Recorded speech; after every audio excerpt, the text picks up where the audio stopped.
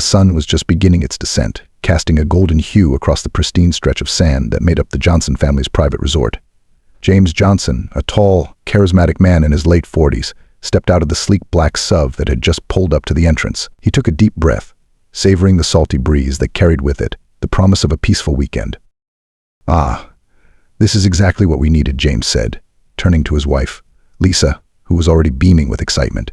Lisa, a graceful woman with a warm smile, nodded in agreement. "You're right. It's been too long since we had a proper family vacation."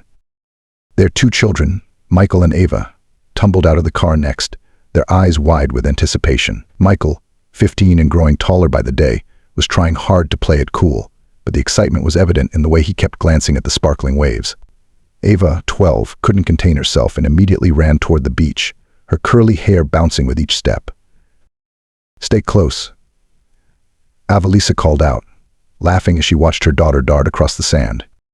James and Lisa followed at a more leisurely pace, taking in the view. The resort was a masterpiece. Luxury cabanas lined the beach, each with a perfect view of the ocean, and the main building, a modern architectural marvel, stood majestically against the backdrop of palm trees and the endless sky. They had worked hard for this.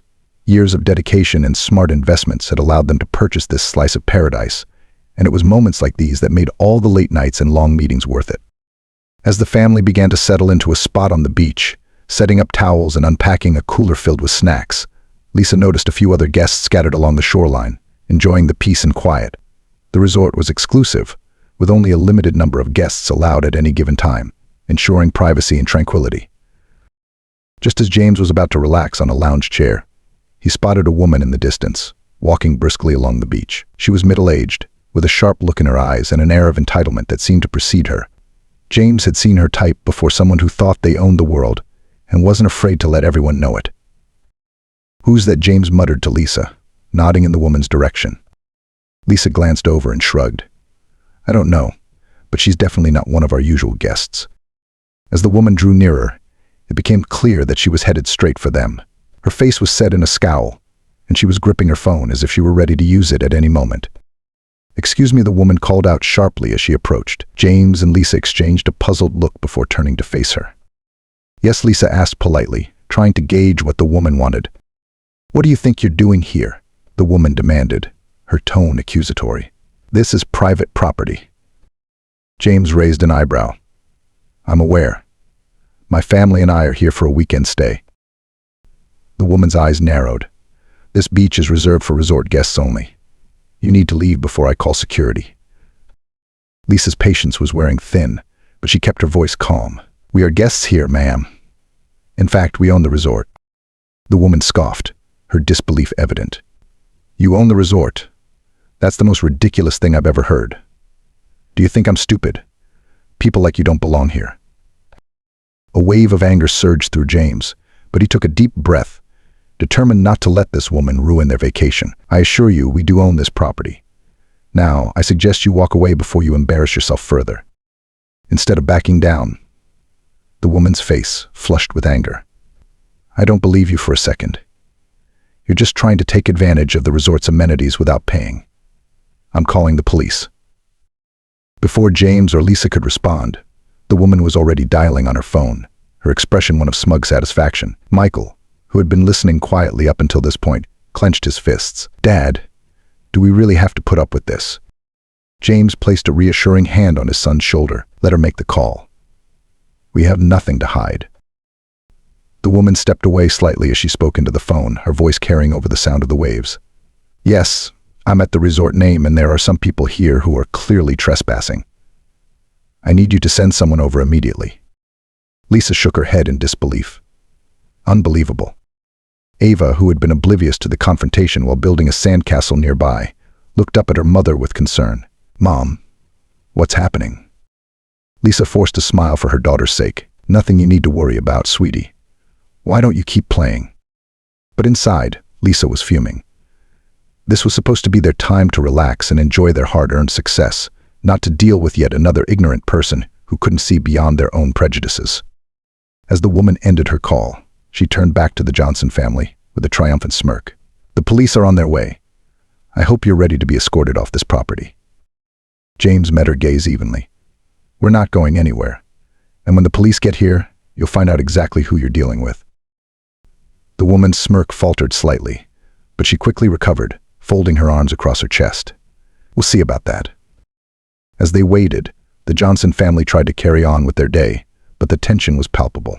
Other guests had started to notice the commotion, and a few were watching from a distance, curious about what was happening. James couldn't help but feel a mix of frustration and sadness. They had worked so hard to get where they were, yet moments like these reminded him that no matter how successful they became, there were still people who would judge them by the color of their skin rather than their accomplishments. But as he looked at his family, he knew one thing for certain: they would not be intimidated, and they would not back down. As the minutes ticked by, the beach seemed to grow quieter, the usual sounds of laughter and waves replaced by the tension of the moment. The woman, who had introduced herself earlier as Karen, continued to stand a short distance away, watching the Johnsons with a mixture of suspicion and self-righteousness. James tried to relax, but it was hard to ignore the eyes on them both from Karen and the other guests who were now clearly aware that something was going on. Lisa sat down next to Ava, helping her shape the sandcastle, though her mind was clearly elsewhere. "I can't believe this is happening," she murmured to James, her voice low so Ava wouldn't hear. James sighed, rubbing the back of his neck. "It's infuriating, but we've dealt with people like her before. We'll handle it." Michael, who had been silent for most of the time, finally spoke up. "Why do people like her always assume the worst about us? It's like no matter what we do, they can't see us as anything but trespassers or troublemakers." James looked at his son, seeing the hurt and anger in his eyes. It pained him to know that Michael was growing up with these experiences, that despite all their success, they couldn't shield him from the realities of racism. "I wish I had a better answer for you, son. Some people are just stuck in their ways, but that doesn't mean we let them dictate how we live our lives." Michael nodded, but the frustration was still there. He glanced over at Karen, who was busy on her phone again, likely updating someone about the situation. "She just can't wait for the police to show up, can she?" "No, she can't," Lisa said, her voice tinged with bitterness. "She thinks she's doing the right thing, but all she's doing is showing her ignorance." As they spoke, a small group of resort staff approached, led by a tall, well-dressed man with a friendly but concerned expression. It was Marcus, the resort's manager, who had been with the Johnsons since they first acquired the property. He was someone they trusted, and his presence brought a bit of relief. Mr. and Mrs. Johnson. Marcus greeted them warmly, but with a note of apology in his voice. "I'm sorry to interrupt your day, but I've just been informed of what's happening." James stood up to shake his hand. "No need to apologize, Marcus. It seems we've attracted some unwanted attention." Marcus glanced over at Karen, who was watching them closely. "I've already spoken to the staff, and they're aware that you own the resort. We've tried to explain that to this guest, but she's not listening." Lisa sighed. "We didn't expect this kind of trouble, especially here." "I understand," Marcus said sympathetically. "I've already notified security to be on standby in case things get out of hand, but I'm hoping it won't come to that." James nodded. "We're hoping the police will handle this professionally, but it's still frustrating to deal with." As they were speaking, the sound of sirens reached their ears, growing louder as a police car pulled up to the edge of the resort. The sight of the flashing lights caused a stir among the other guests, who started murmuring among themselves, clearly intrigued by the unfolding drama. Karen's face lit up with satisfaction as the police officers stepped out of the car. She immediately waved them over, pointing in the direction of the Johnson family. "Officers, over here. These people are trespassing on private property, and they're refusing to leave." The officers approached, their expressions professional but cautious. One of them, a middle-aged man with a calm demeanor, addressed Karen first. "Mom, please calm down. We're here to assess the situation." Karen crossed her arms, her voice haughty. "There's nothing to assess. I found these people on the beach, and they're not supposed to be here. They're lying about owning the place." The officer turned to the Johnson family, his eyes scanning the scene. James stepped forward, keeping his posture relaxed but assertive. "Good afternoon, officers. I'm James Johnson, and this is my family. We own this resort."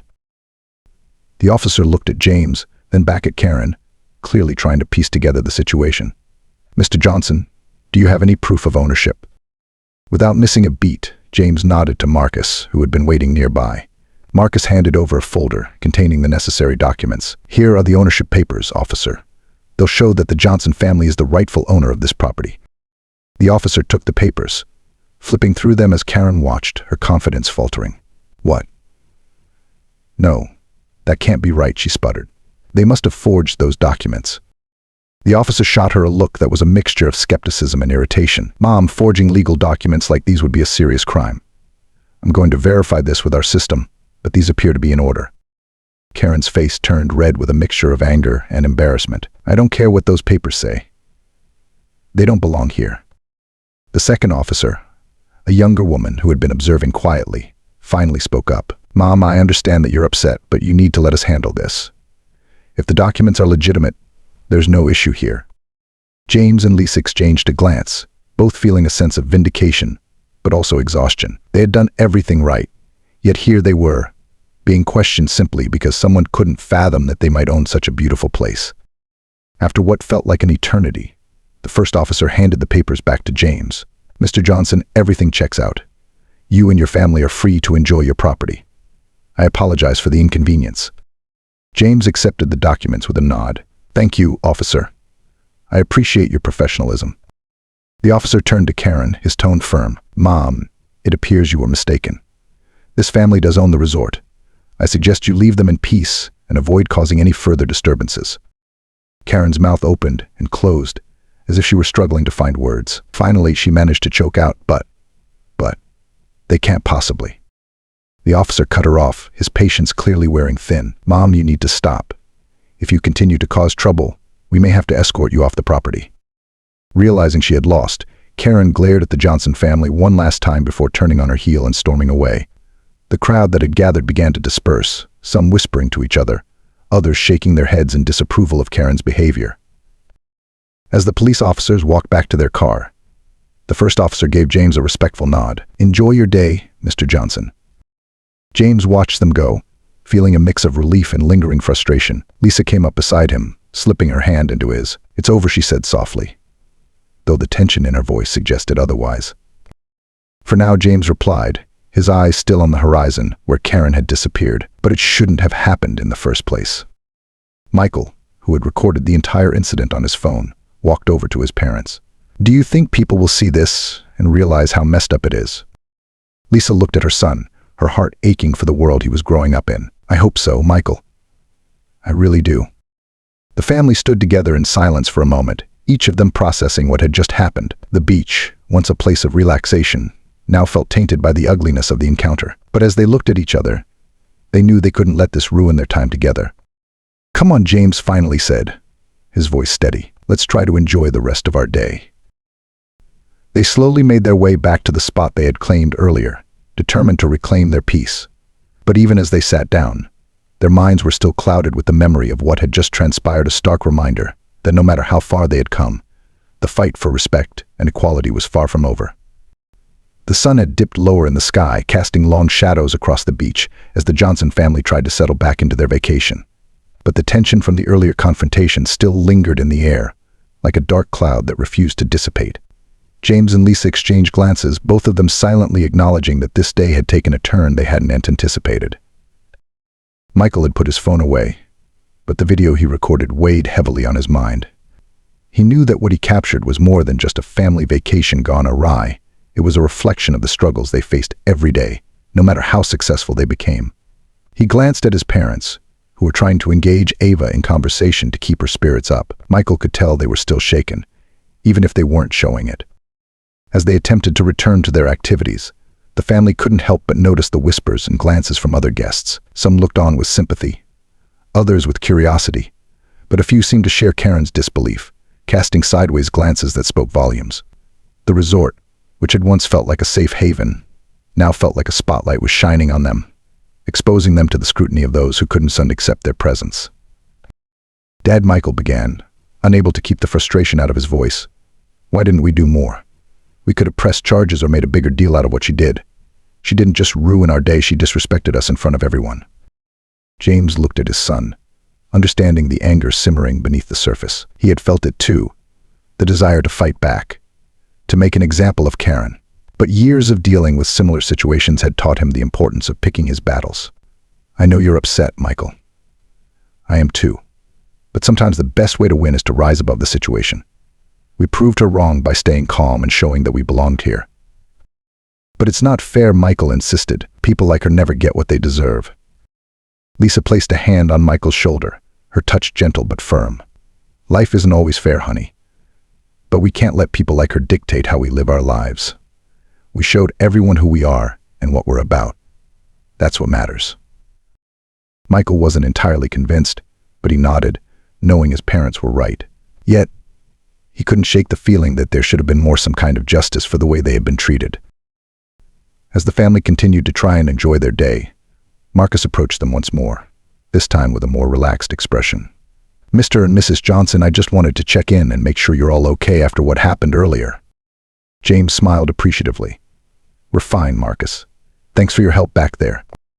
Marcus hesitated for a moment, then continued, "I also wanted to let you know that I've spoken with the rest of the staff, and we're taking extra measures to ensure something like this doesn't happen again. We value your privacy and your privacy, and we won't tolerate any disrespect towards you or your family." Lisa nodded, grateful for his words. "Thank you, Marcus. It's good to know we have your support."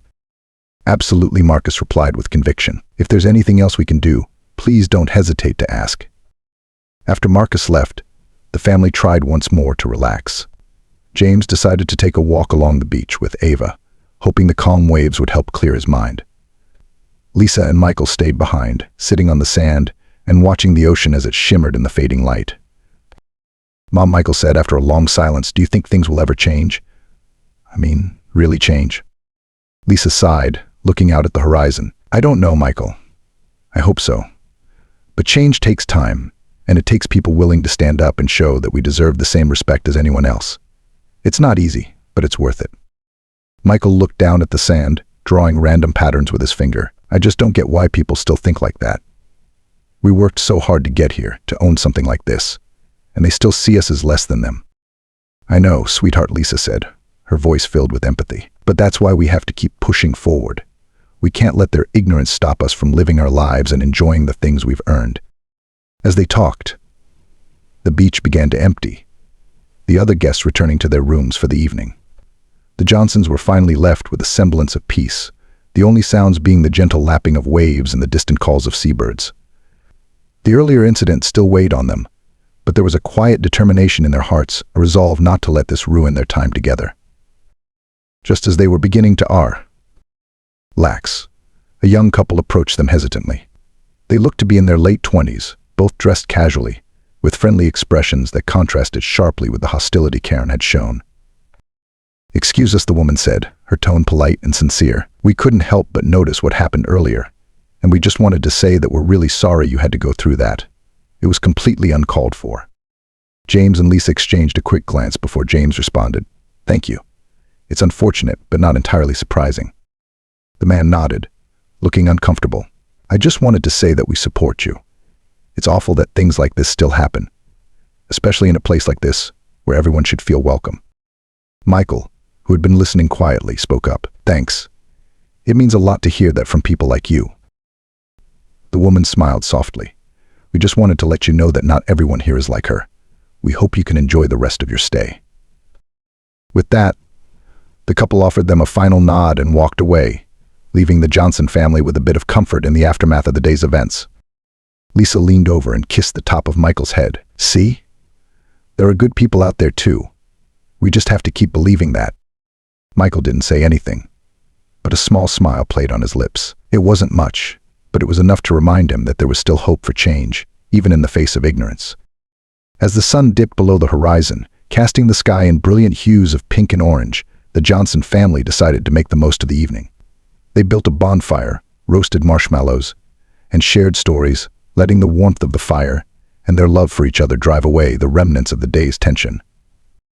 They knew the road ahead wouldn't always be easy, and there would be more challenges to face. But in that moment, surrounded by the beauty of the beach and the comfort of family, they felt strong enough to face whatever came their way.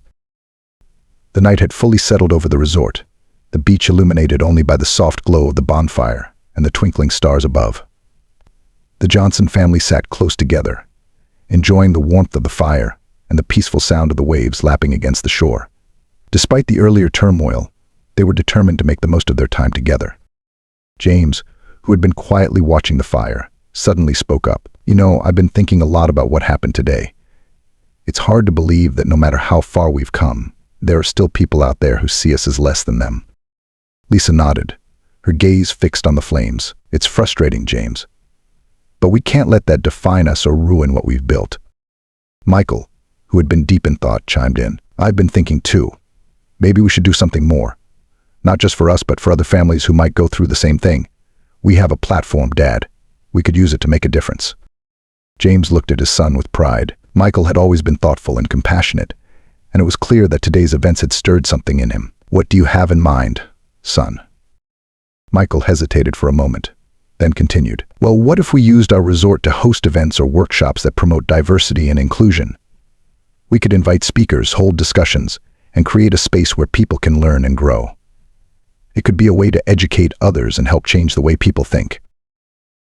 Lisa's eyes lit up at the idea. That's a wonderful idea, Michael. We've always wanted this resort to be more than just a vacation spot. It could be a place where real change happens. James nodded thoughtfully, considering the possibilities. It would be a way to turn something negative into something positive. We could invite families from different backgrounds, create a space for dialogue, and maybe even partner with organizations that promote social justice. Ava, who had been listening quietly, suddenly perked up. And we could have fun activities too, like games and beach parties, where everyone can play together and make friends. James chuckled at his daughter's enthusiasm. That's the spirit, Ava. It's important that people feel welcome and included. The family continued to discuss the idea, each of them contributing their thoughts on how they could make it a reality. The more they talked, the more excited they became, realizing that this could be a way to not only make a difference, but also to honor the challenges they had faced in their own lives.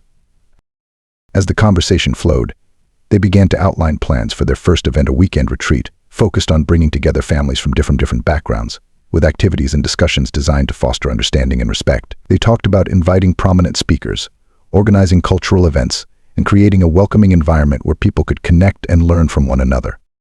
We'll need to start planning right away, James said, his mind already racing with ideas. This could be something big, something that really makes a difference.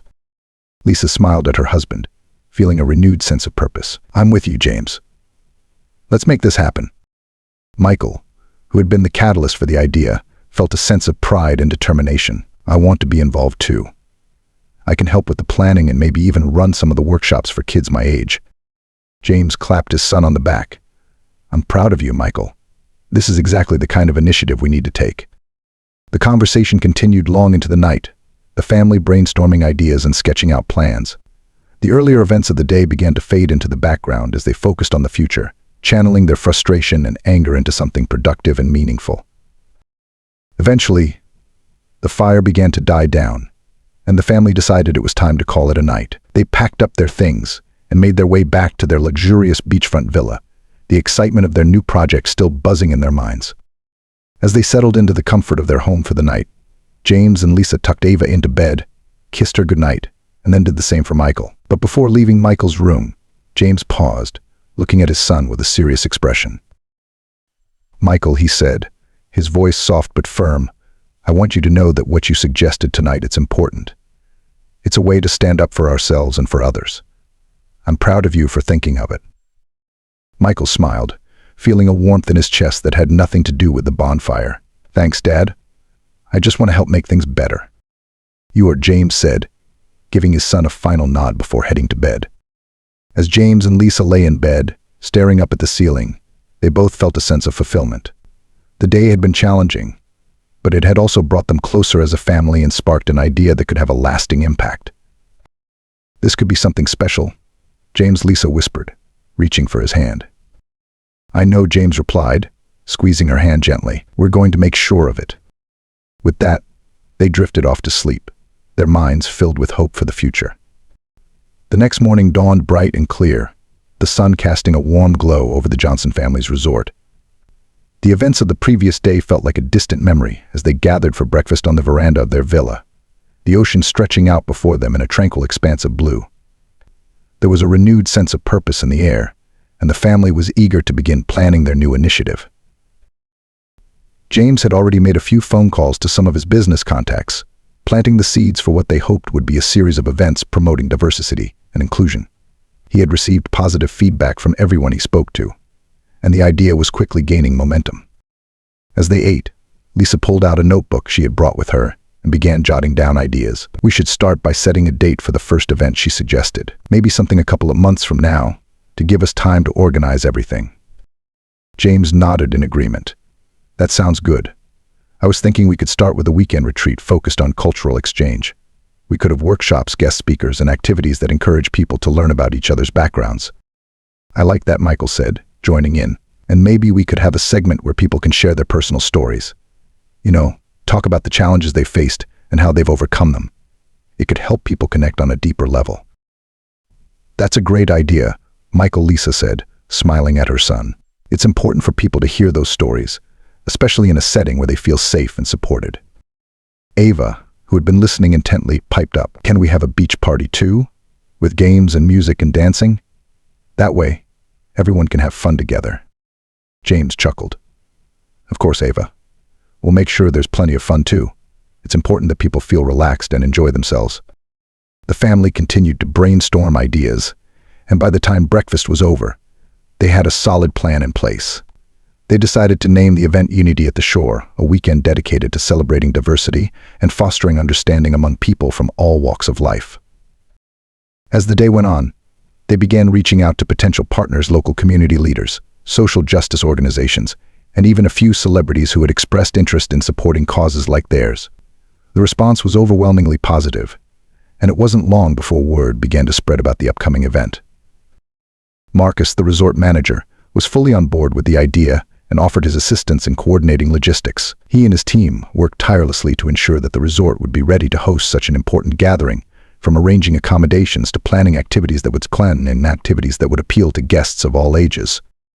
As the plans took shape, the Johnson family felt a renewed sense of pride in their resort. What had started as a private getaway for their family was now becoming a beacon of hope and change, a place where people could come together to learn, grow, and build bridges across divides. One afternoon, as they were finalizing the schedule for the event, James received a phone call that would take their plans to the next level. It was from a well-known civil rights activist who had heard about their initiative and wanted to be involved. The activist offered to be the keynote speaker for the event, bringing their decades of experience and insight to the gathering. James was thrilled. This is incredible, he told Lisa, after hanging up the phone. Having someone of their stature involved is going to bring so much attention to what we're doing. Lisa beamed. This is really happening, isn't it? We're going to make a difference. The days leading up to the event were a flurry of activity, with every member of the family pitching in to help. Michael took on the role of social media coordinator, creating posts and videos to promote the event and encourage people to attend. Ava, ever the creative spirit, helped design flyers and decorations that would set the tone for the weekend.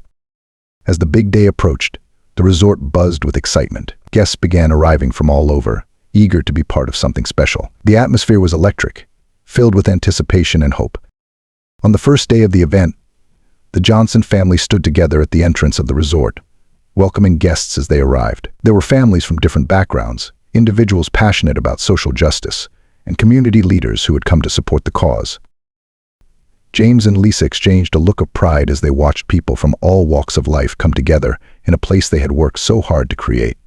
This was more than just a vacation spot now, it was a symbol of unity, a place where people could come together to celebrate their differences and find common ground. As the day's activities got underway, it became clear that the event was a success. The workshops were well attended, with lively discussions and heartfelt stories being shared. The beach party that evening was a joyous affair, with music, dancing, and laughter filling the air. People who had never met before were connecting, learning from one another, and building new friendships. The highlight of the weekend came on the final day, during the keynote address by the civil rights activist. The crowd gathered on the beach, sitting on blankets and chairs as the sun began to set behind them. The activist spoke passionately about the importance of unity, of standing up against injustice, and of the power of coming together to create change. As they listened, the Johnson family felt a deep sense of fulfillment. This was what they had envisioned, a place where people could come together to make a difference, to learn from each other, and to build a better future. When the speech ended, the crowd erupted in applause, and the Johnson family knew that they had done something truly meaningful. The event had not only brought people together, but it also planted the seeds of change that would continue to grow long after the weekend was over. As the final day of the event came to a close, James, Lisa, Michael, and Ava stood together on the beach, watching the last of the guests depart. They were tired, but it was a good kind of tired, the kind that comes from knowing you've done something important. "This is just the beginning," James said, his voice filled with hope. "We're going to keep doing this, keep bringing people together, and keep fighting for what's right." Lisa nodded, feeling a sense of peace wash over her. "And we'll do it together, as a family." Michael and Ava smiled, both of them feeling the same sense of pride and determination. They had faced challenges, but they had turned those challenges into opportunities to make a difference. As the family headed back to their villa, hand in hand, they knew that this was only the start of their journey.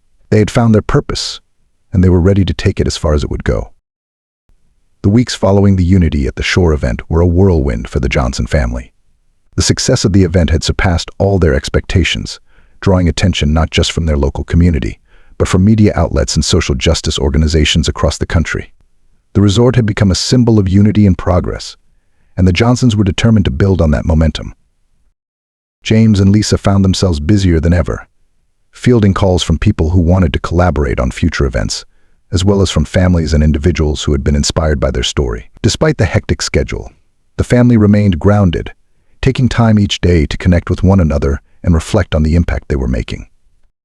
One evening, as they gathered around the dinner table, Lisa shared some exciting news. "I got a call today from a national news network," she said, her eyes sparkling with excitement. "They want to do a feature on our resort and the work we're doing here. It's going to be part of a series on places that are driving social change." James smiled, feeling a surge of pride. "That's incredible, Lisa. It's amazing to see how far we've come. And to think it all started with a family vacation." Michael, who had been scrolling through his phone, looked up with a grin. "I've been checking the comments on our social media pages. People are really loving what we're doing. They're sharing their own stories and saying how much they've been inspired to take action in their own communities." Ava, ever the optimist, chimed in. "Maybe we could do a kids' version of the event next time. We could have activities that teach kids about kindness and acceptance, and how to stand up for what's right." Lisa reached over to ruffle her daughter's hair. "That's a wonderful idea, Ava. We want to make sure the next generation grows up with the values we're trying to promote." As they continued to discuss their plans for the future, there was a knock at the door. James excused himself to answer it, and when he returned, he was holding a large envelope. "It's from the civil rights activist who spoke at our event," James explained as he opened the envelope. Inside was a letter, along with a framed certificate. Lisa read the letter aloud. "Dear Johnson family, it was an honor to be part of your Unity at the Shore event. The work you're doing is nothing short of transformative, and it's clear that you are dedicated to making the world a better place. In recognition of your efforts to promote diversity, inclusion, and social justice, I am pleased to present you with this certificate, acknowledging your resort as a beacon of unity. May you continue to inspire others and lead by example. With gratitude and respect, activist's name." The family looked at the certificate, its elegant lettering and official seal symbolizing the impact they had made. Lisa's eyes filled with tears of pride and joy as she hugged her family. "We did this together," she said softly, "and we're just getting started." James placed the certificate on the mantle, where it would serve as a daily reminder of their mission. "This is a testament to what we can achieve when we stand up for what's right. But it's also a challenge to keep going, to keep pushing for change." As the days turned into weeks, the Johnsons remained committed to their cause. They hosted more events, each one building on the success of the last, and expanded their outreach to include educational programs, partnerships with local schools, and support for underprivileged communities. The resort, once just a luxurious getaway, had become a thriving hub of activism and education. Families from all over came to participate in the programs to learn, to share, and to grow. The Johnsons had created a legacy, one that would continue to impact lives for generations to come. One evening, after a particularly successful event, the family gathered on the beach to watch the sunset. The sky was painted in vibrant hues of orange and pink, the waves gently rolling onto the shore. James wrapped an arm around Lisa, pulling her close as they watched their children play in the surf. "I'm proud of what we've built here, Lisa. Not just the resort, but the impact we've had on people's lives." Lisa leaned into him, a contented smile on her face. "Me too, James. It's everything we dreamed of, and more." Michael and Ava ran up to them, breathless and laughing, their faces glowing with happiness. "Come on, Mom. Come on, Dad," Ava called out. "Let's play one last game before it gets dark." James and Lisa exchanged a look of pure joy before joining their children in the water, splashing and laughing as the sun dipped below the horizon. As they played, the weight of the world seemed to lift, if only for a moment. They had faced challenges, but they had turned those challenges into opportunities to create something beautiful, something lasting. And as the stars began to twinkle in the night sky, the Johnson family knew that no matter what the future held, they would face it together, with strength, love, and an unwavering commitment to making the world a better place.